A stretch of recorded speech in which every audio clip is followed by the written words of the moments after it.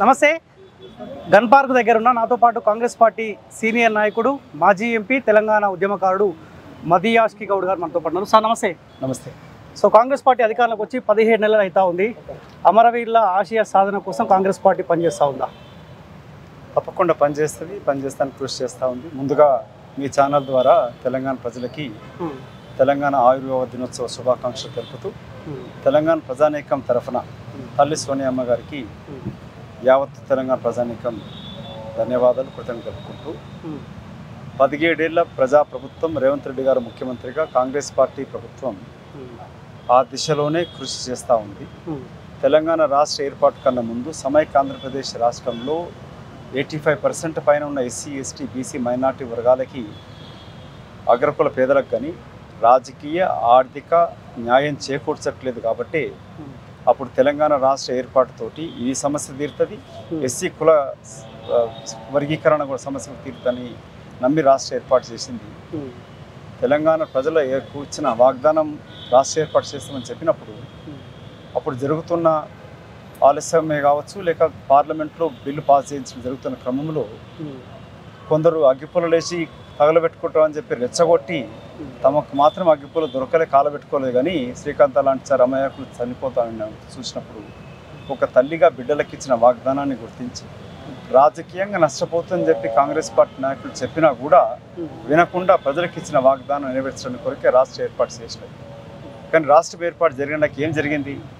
తెలంగాణ పదంతో రాష్ట్ర రాజకీయ పార్టీ ఏర్పాటు చేసుకొని అధికారానికి వచ్చి తమ జీవిత కళ అయిన తన జీవిత కళ ముఖ్యమంత్రి అయ్యేదాన్ని కళ నెరవేర్చుకొని సమైక్య ఆంధ్రప్రదేశ్ రాష్ట్రంలో కనీసం మంత్రి పదవి దక్కకపోవడంతో పదవి తెలంగాణతో ఏర్పాటు చేసిన పార్టీ ఇవాళ దుర్మార్గంగా తెలంగాణ పదవులను తొలగించుకున్నది. 10 ఏళ్ళు తోచింది, దాచిపెట్టుకుంది.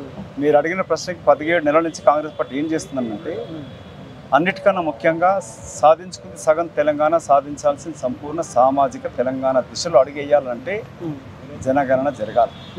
ఆ జనగణన చేపించి తీర్తామని చెప్పి రాహుల్ గాంధీ అప్పుడు హామీ ఇవ్వడం జరిగింది. ఆ దిశలోనే రేవంత్ రెడ్డి గారి ప్రభుత్వం ఇవాళ జనగణన చేపట్టి సమాజంలో ఉన్న వర్గాలకి, అట్టడుగు వర్గాలకి జనాభా ప్రాతిపదికన వనరులు కూడా చెందాలి. జనగణన చేయడమే కాకుండా దానికి ఎంపవర్ కమిటీ ఏర్పాటు చేస్తూ సమాజంలో ఉన్న తెలంగాణలో ఉన్న వనరులన్నీ కూడా ఆయా వర్గాల జనాభా ప్రాతిపదికన చెందాలనే రీతిలో ప్రయత్నం జరుగుతూ ఉంది. అమరులకు ఇచ్చిన వాగ్దానం అంటే వాళ్ళ కుటుంబాలకు ఇచ్చిన ఆర్థిక సహాయం కావచ్చు, 250 గజాల స్థలము కావచ్చు, పెన్షన్ కావచ్చు, ఇవన్నీ కూడా ఏర్పాటు చేయడానికి ఉప ముఖ్యమంత్రి కమిటీ ద్వారా ఏర్పాటు చేయడం జరిగింది.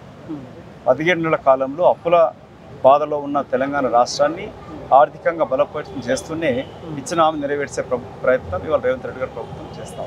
సార్ మీరు ఉద్యమంలో క్రియాశీల పాత్ర మీది అప్పుడు ఎంపీగా ఉన్నప్పుడు. సో ఇప్పుడున్న పరిస్థితుల్లో ఎక్కడన్నా కొంత ఇబ్బంది అనిపిస్తుందా? అరే ఏ తెలంగాణ కోసం అయితే నేను కొట్లాడినో తెలంగాణ ఆ దిశగా అడుగు లేనప్పుడు ఏమన్నా అప్పుడప్పుడు కొంత బాధ ఇబ్బందికర పరిస్థితులు ఆ జ్ఞాపకాలను గుర్తు చేస్తున్నప్పుడు? తెలంగాణ రాష్ట్ర ఏర్పాటు రేపటి భవిష్యత్తు కొరకు కాకుండా 2013లో చంద్రశేఖరరావు నా లక్ష్యం 15 సీట్లు 100 సీట్లని లక్ష్యం పెట్టుకున్నాను. అప్పుడు నేను చెప్పినాను తెలంగాణ నవ్ ఆర్ నెవర్. 2009లో నా శ్వాస నా ధ్యాస తెలంగాణ, అది కాంగ్రెస్తోనే సాధ్యమని చెప్పినను, నమ్మినను, విశ్వసించను, పోరాటం చేసినను. ఎంపీగా అయినాక కూడా రేపు రాజకీయ భవిష్యత్తు కాకుండా తెలంగాణ రాష్ట్ర ఏర్పాటు దిశలోనే పనిచేసాను. 14 కన్నా ముందర రాష్ట్ర ఏర్పాటులో పార్లమెంట్ చట్టం ద్వారా ఏర్పడ్డ తెలంగాణ రాష్ట్రంలో నా యొక్క పాత్ర కీలకం. రాజకీయం నా జీవితం కాదు, జీవితం వదిలిపెట్టి రాజకీయాలు వస్తుంది. తెలంగాణ రాష్ట్ర ఏర్పాటుపై అసలు భాష అమరుల త్యాగం ముందు నాది చాలా చిన్నది. రాజకీయ పదవులు ముఖ్యం కాదు. తెలంగాణ రాష్ట్ర ఏర్పాటు జరిగినాక అధికారం రాలని బాధ లేకుండే, కానీ తెలంగాణ వనరులు దోచుకోబడుతూ కొన్ని వర్గాల చేతిలో, కొన్ని ఒక కుటుంబం చేతిలో కేంద్రీకృతమైనప్పుడు బాధ కలిగింది. ఏ బిడ్డల ప్రాణ త్యాగమే చేసారు, ఏ యూనివర్సిటీస్ అన్ని ఉద్యమాలు చేసారు, ఏ విద్యార్థులు అయితే ఉద్యమాలు చేసారు, వాళ్ళకు న్యాయం చేకూర్చలేదు. తెలంగాణకై పోరాటం చేసి 6 తుపాకీ గుళ్ళు శరీరంలో ఉంటే కూడా ఇక్కడి గన్ పార్క్ నుంచే 300 కిలోమీటర్ల పైన పాదయాత్ర చేసిన గద్దరన్నకి కనీసం వసతులు కల్పించిన జైల్లో పెట్టారు. విమలక్క పైన దేశద్రోహం కేసు చేశారు. ప్రొఫెసర్ కాసిం పైన కేసు మోపించి జైల్లో పెట్టారు. తెలంగాణ పోరాటం చేసిన వీరులందరినీ కూడా అవమానపరిచినారు. ఆఖరికి ధర్నా చౌకుని కూడా ఎత్తేసింది కేసీఆర్ ప్రభుత్వం. అలాంటి దిశలో ఆ తెలంగాణ రాష్ట్రం ఏర్పడ్డ బీఆర్ఎస్ టీఆర్ఎస్ పార్టీ ప్రభుత్వ వ్యతిరేక పోరాటం జరిగింది. తిరిగి ప్రజాప్రభుత్వం రావడానికి క్యాంపెయినింగ్ కమిటీగా నా యొక్క ప్రయాస ఉన్నది. రాష్ట్ర ఏర్పాటు జరిగినాక ప్రభుత్వం ఎవరున్నది కాదు, కాంగ్రెస్ పార్టీ ప్రభుత్వం ఉన్నది. జాతీయ నాయకత్వం అనుగుణంగా పనిచేస్తుంది. మా ప్రభుత్వం పైన సరైన రీతిలో పనిచేయడానికి ఒక అడ్వైజరీ కమిటీ అంటూ కూడా ఏర్పాటు చేసింది. ఆ దిశలో నా ప్రయత్నం ఉంటుంది. ఈ రోజు కూడా నేను బాధపడితే నాకు పదవి రాలేదని కాదు, తెలంగాణ ఏ బిడ్డలైతే ప్రాణత్యాగాలు చేసారో, తెలంగాణ నా ఒక్కంది కాదు, తెలంగాణకై పోరాటించిన కాంగ్రెస్ పార్టీ కార్యకర్తలది కాదు, కాంగ్రెస్ పార్టీ తెలంగాణ సమాజం ఉంది. మనందరం కూడా హక్కుదారులం కాబట్టి ఈ వనరులు కూడా సమానంగా పనిచేసే రీతిలో మా ప్రభుత్వం పనిచేస్తాను కొరకు నాకు కృషి ఉంటుంది. సార్, ఉద్యమకారులకు కూడా మీరు హామీలు ఇచ్చినారు, ఉద్యమకారులను గుర్తిస్తామని చెప్పినారు, లేకపోతే ఉద్యమకారులకు పెన్షన్ అన్నారు, 250 గజాల భూమి ఇస్తామని చెప్పినారు కదా. 2 రోజుల క్రితం ఇదే గన్పార్ దగ్గర చాలామంది తెలంగాణ ఉద్యమకారులు కావచ్చు, కళాకారులు కావచ్చు ఇక్కడ నిరసన కార్యక్రమం ఏర్పాటు చేసుకున్నారు. సో ఉద్యమకారులని గుర్తించే క్రమంలో కాంగ్రెస్ పార్టీ ముందు ఉంటుందా? ఇప్పటివరకు ఏమైనా ఉద్యమకారులను గుర్తించినారా? ఆల్రెడీ గుర్తిస్తున్నది, ప్రయత్నం చేస్తూ ఉంది. కవులకు కూడా ఇంక్లూడింగ్ టీఆర్ఎస్ పార్టీ ఎమ్మెల్సీ అయినా కూడా వారికి కూడా కాంగ్రెస్ పార్టీ ప్రభుత్వం ఆర్థిక సాయం ప్రకటించింది. పార్టీలకు అతీతంగా తెలంగాణకి పాటుపడ్డ నాయకులకి అందశ్రీ కాడికెళ్ళి మిగతా వాళ్ళని గౌరవించింది.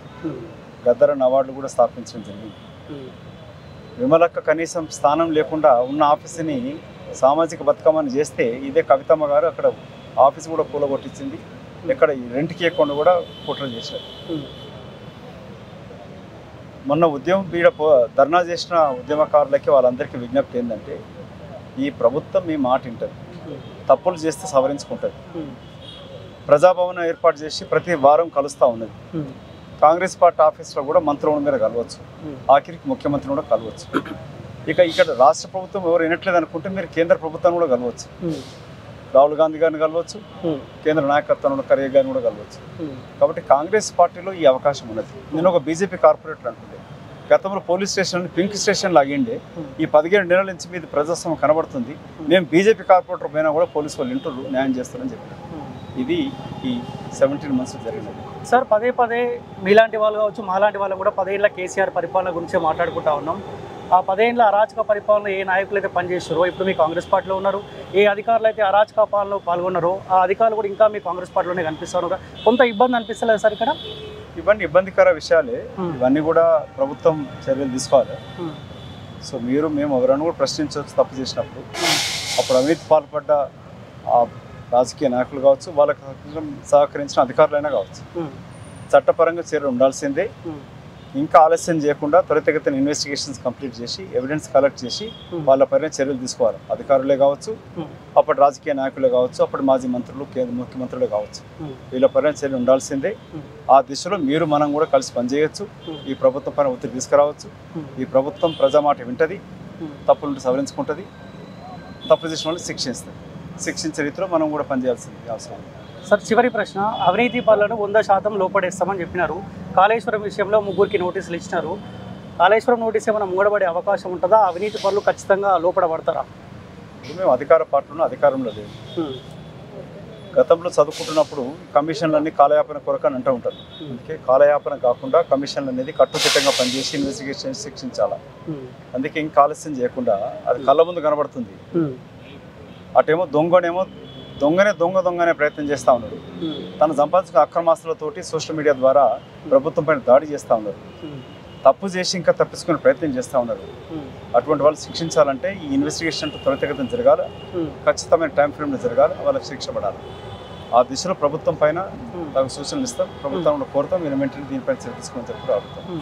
ఏ అధికారులు అయితే అప్పుడు అధికారుల నుండి తప్పులు చేసిరో వాళ్ళని అధికారుల నుంచి తప్పించాలా, అక్కడ కొత్త అధికారులు పెట్టుకుని నియమం చేసి ఈ ప్రయత్నం చేయాలి. అది జరిగినప్పుడు న్యాయం చేయకూడదు. తెలంగాణ సమాజం జాగృతితో గమనిస్తూ ఉంది. ప్రజాప్రభుత్వంగా ఏర్పడ్డప్పుడు మాట కొరకు కాదు, చేతలు కూడా చూపించాల్సిన అవసరం ఉంది. ఈ ప్రభుత్వం ప్రజల మాట వింటది. కాంగ్రెస్ అధినాయకత్వం కూడా డైరెక్ట్ కూడా సంప్రదించవచ్చు. మొన్న మీరు హైదరాబాద్ యూనివర్సిటీ సంఘటన తీసుకున్నా కూడా రాష్ట్ర ప్రభుత్వం వ్యూహం ఒకటి అవుతే ఆలోచన ఒకటి ఉన్నా కూడా కేంద్ర ఇన్ఛార్జ్గా వచ్చిన సెక్రటరీ గారు వచ్చి డైరెక్ట్ అక్కడ విద్యార్థులతోటి యూనివర్సిటీ సంభాషణ చేసి ప్రభుత్వంతో సమావేశం ఏర్పాటు చేసి అక్కడ సమస్య పరిష్కారం చేసి ఇది కాంగ్రెస్ పార్టీలో జరుగుతుంది, మిగతా పార్టీలు జరుగుతుంది. Okay, anyway sir, thank you so much. So ఇది మధు యాష్కి గౌడ్తో స్పెషల్ ఇంటర్వ్యూ. చూసుకోండి, పక్కా తెలంగాణ, ఇది ప్రజల గొంతుక.